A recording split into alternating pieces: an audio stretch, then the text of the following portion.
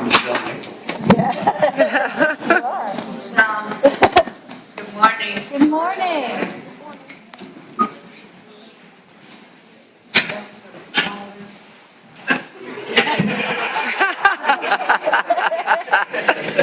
How's everybody doing today? Have you ever seen this? Hello. Ladies and gentlemen, Nichelle Nichols. Nichelle Nichols, ladies and gentlemen. Somebody used to say Jesus and was little men. Thank you so much for spending the time and talking to us today. It is an absolute honor to have you here. The honor is all mine. Thank you. Basically, Important people in the world, and that's Star Trek fans. Thank you very much. very sweet.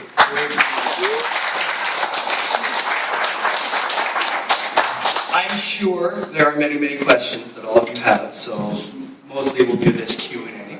But I'm a big fan, and there's just one or two things I wanted to maybe ask you about first. There we go. I recently, as having all you Trek fans in here, is anybody familiar with the Mission Log podcast? No? Okay. The Mission Log podcast. And it's just, a little podcast show. And what they do is they, every episode is a review of an episode of Star Trek. And they started in the beginning, and they're working their way all the way through. And they're about halfway through Next Generation. And I'm not sure where they were, but they actually sat down with you. And it was one of the most amazing interviews that I've ever heard. You were so wonderful, informed, and informative. I just want to let you guys know, check out the Mission Log podcast. And and please enjoy her interview. It's so insightful and wonderful. Thank you. You can ask me anything you want. I won't answer anything. But you can ask me anything you want, and I know everything. I tell all. There's one thing I would like It says here.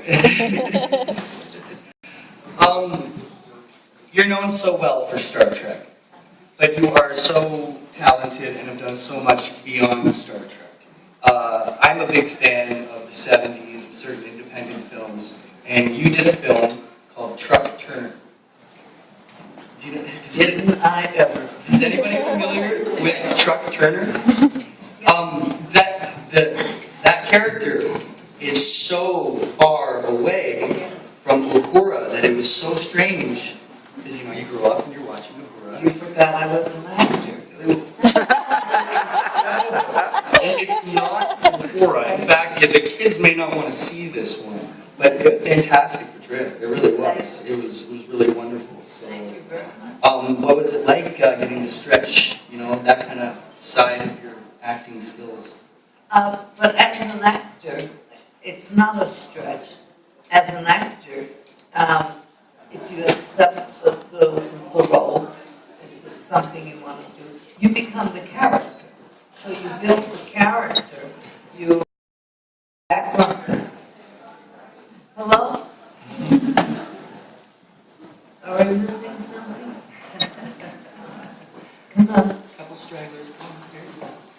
Well, thank you. You build something, and you create something.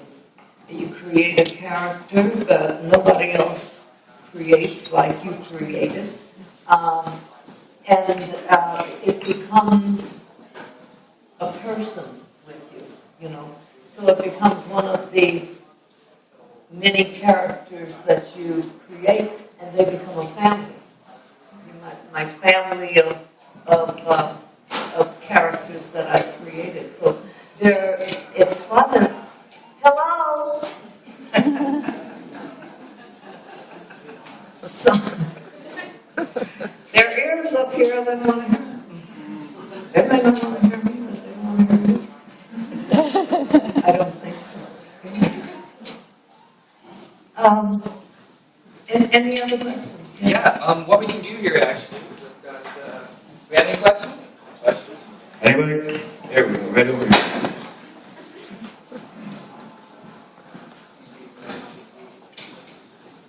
I actually started with the reboot of Star Trek, and I was wondering, like, the rebooted version of Uhura is so different from the original Uhura. Like, what did you think of, like, the differences of the rebooted character?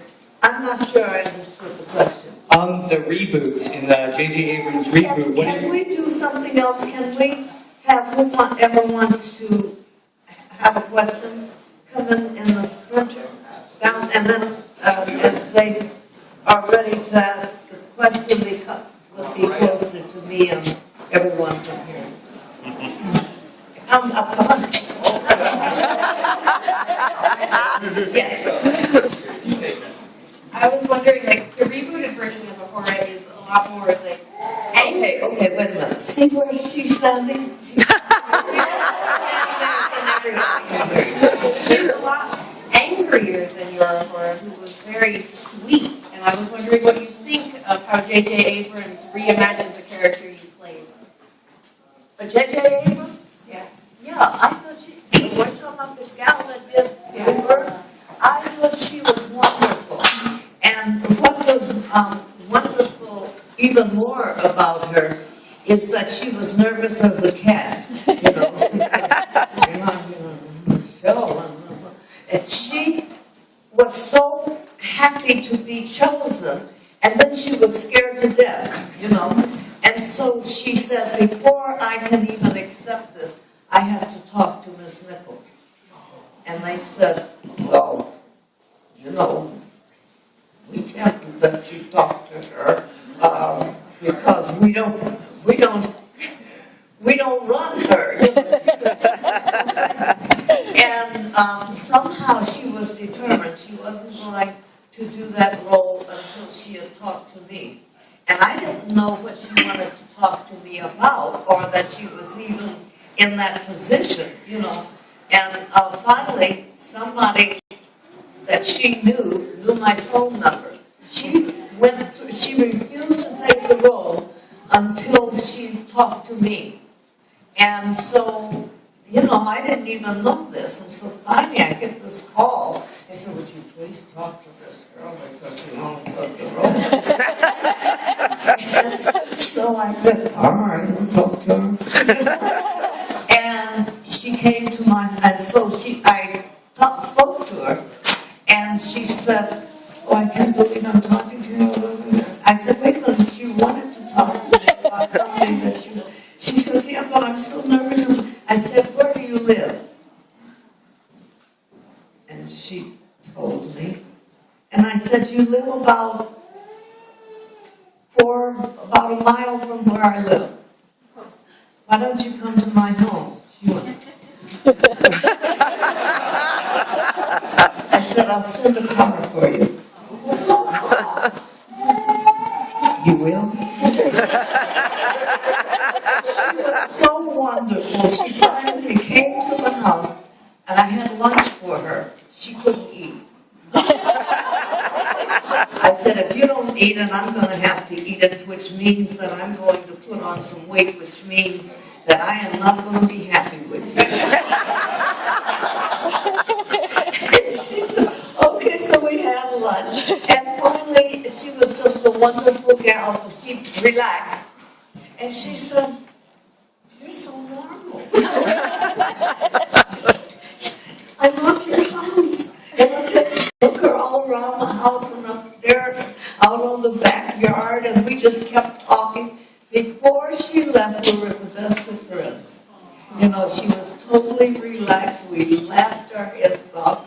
I made lunch for her, and I had made lunch for her. And I poured her some wine. and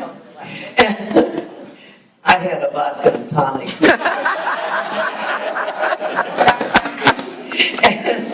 and she said, oh no, the wine is fine. And she said, oh, this is good wine. The next thing you know, we were the best of friends. We were laughing and talking. She finally took the vodka and tonic. And we were there she was there for about 2.5 hours, and then she said, "Oh my God, I'm taking up all your time." And I said, "No, I'm taking up your time." And she said, "You are really strange." I said, "No, I'm not. I'm like this all the time." And so she said, "You are the strangest star I ever met." And I said, "How many have you met?" And she said, "Not many, but they weren't like you." So we had a wonderful time as she stayed the afternoon, and I had the food served and so forth, and I had wine. And she had wine. The next thing you know, we were the best of friends. Yeah. Yes, ma'am. Hi.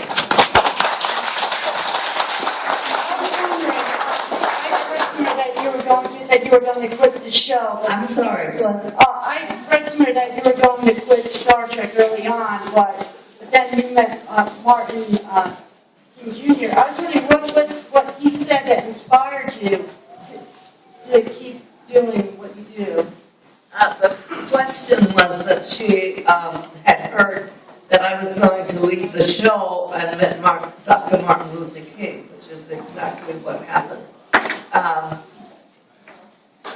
I was not going to quit the show, just quit the show. I had an offer on Broadway, which, as an actor, that was my ultimate aim, and to star on Broadway, you know. And when they heard that I was going to be leaving the show, I hadn't even told anyone yet, but they knew about the offers, and I said I always wanted to play on Broadway. So evidently I was going to leave the show. Well, I wasn't going to leave the show. I was going to ask for a leave of absence for a short period of time to go and do this wonderful thing for a couple of weeks. Well, it got all over. She's leaving the show, and people are writing in and calling in and blah, blah, blah. And so finally I called Broadway and someone said, "Would you hold that role for some other time, give it to somebody who can, you know, be happy to get it, or as happy as I, but I have a commitment that I have to do it." Nobody was happy. I wasn't happy about it. They weren't happy because I couldn't do both. You know, nobody would cooperate, you know. And so I even cried, you know. I really love I wanted to go. Nobody cracked, you know. So I had to do the commitment that I had made, and I never regretted it, you know. I got to Broadway anyway. I was just wondering what Martin Luther King said to you that inspired you. I mean, because I read that with your meeting. I just wondered. Dr. Martin Luther King, during this time that I'm deciding whether to do one or the other, I meet Dr. Martin Luther King, who, of course, is like the be-all, end-all to me. He says, "I love your blah, blah, on the show, Star Trek, and blah, blah, blah." And he said, and my family is so crazy about you, et cetera, et cetera, et cetera. And I said, "Yes, thank you so much, Dr. King. I'm going to be leaving the show for," he says, "You can't." I said, "What you talking about, Dr. Martin?" I said, "You have no idea what I've been waiting for to do this. You cannot." I said, "You're for real, right? I mean, you're serious. I mean, you're telling me what I can and can't do." He says, "No, I'm not telling you what you can and can't do. I'm telling you what you can't do. You cannot leave the show."